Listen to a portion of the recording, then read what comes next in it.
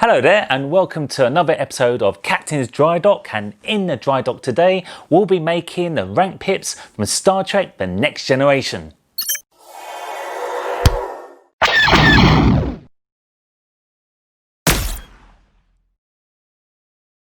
I managed to find the magnets that fit the exact measurements in the diagram, and looking at them closely they do look pretty accurate to the actual costume piece.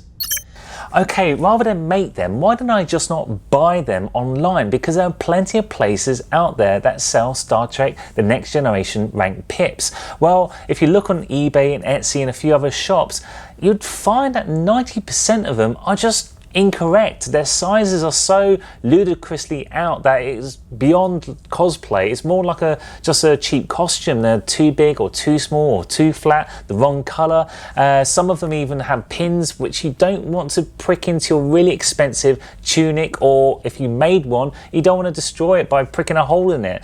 However, if you want a recommendation, if you want to buy your own, well, I recommend Anavos. Anavos is the same company I bought my Star Trek The Next Generation tunic from, and the quality is fantastic and so are their pips. Now, I don't have these pips because of the price. I've seen reviews, they look awesome, they're made of metal, it's practically a piece of jewelry.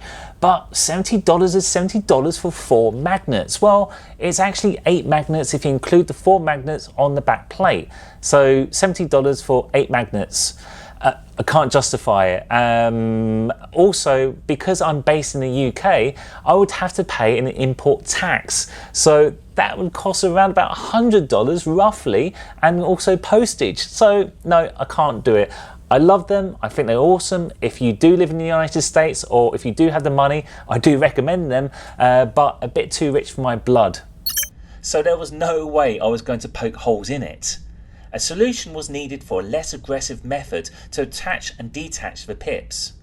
This came in the form of magnets that would be located on the other side of the cloth.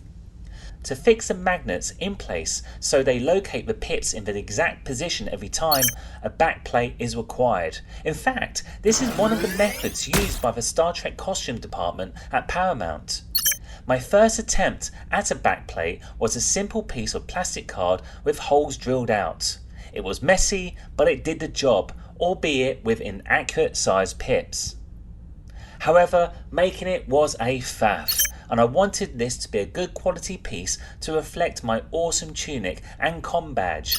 As I've recently learnt the basics of the 3D package Fusion 360 and bought myself a 3D printer, I decided to make this using this dark art, which is seriously addictive once I got my head around learning the basics.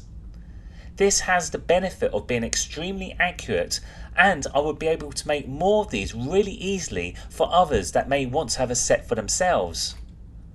Designing and printing this way allows me to add lots of functional details, such as a slight curve to follow the radius of the neckline, and 4 points that will dig into the cloth and prevent the plate rotating while the wearer is moving about. The 4 holes are designed to insert 4 6x2mm magnets. These are smaller than the pips they'll secure, which are 8x3mm. This is so the pips can locate each magnet easily with less risk of them snapping to another location.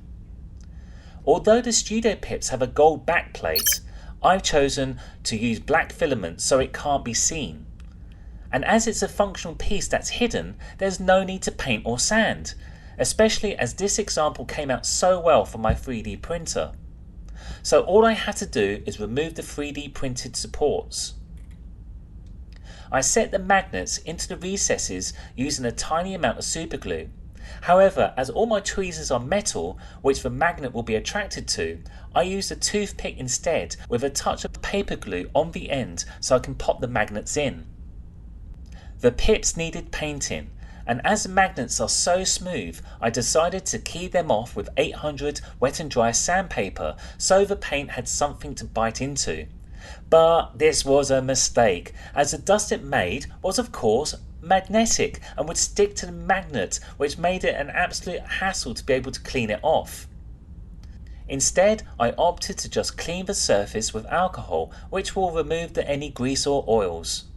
and I used automotive primer designed for smooth metal surfaces.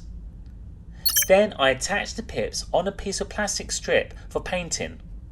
First I hit it with grey primer, but in retrospect I should have used black, as it works really well with metallic paint.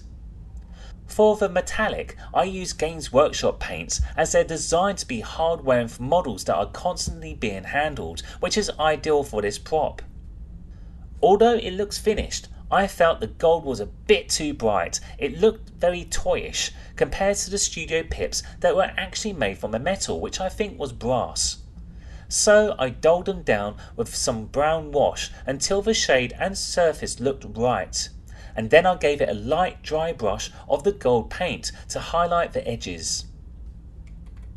To speed up the process of waiting for the paint to harden, I used a hairdryer, which is really handy if you're impatient like me and you want to get the job done quickly. There is also an incremental rank pip that I wanted to make as an option. This is similar to the full rank, but it has a black filled in circle. To paint a perfect circle, this was going to be quite difficult because of its size, so I chose to make it as a decal using inkjet decal paper and applying a layer of varnish so the ink didn't run when activating it in water. I've made this file available to download in the links below, so if you want to have a crack at it, go ahead. There's also 2 sizes just in case you feel the gold bronzy border should be thicker than the one that I've produced. Before applying the decal, I use microset. This is a solution that helps the decal really stick and mold to the surface. The last stage, which is really important for something that will be handled a lot, is at least 3 coats of protective matte varnish. However, looking at the reference photos for the incremental rank pip, the black bit is really shiny, so I had to hand paint this with gloss varnish. Now it's just a case of awarding myself the rank of captain by slipping the back plate in place and attaching the pips one by one to the desired rank. But if I ever felt that I deserved a demotion, I can bust myself down to warrant officer.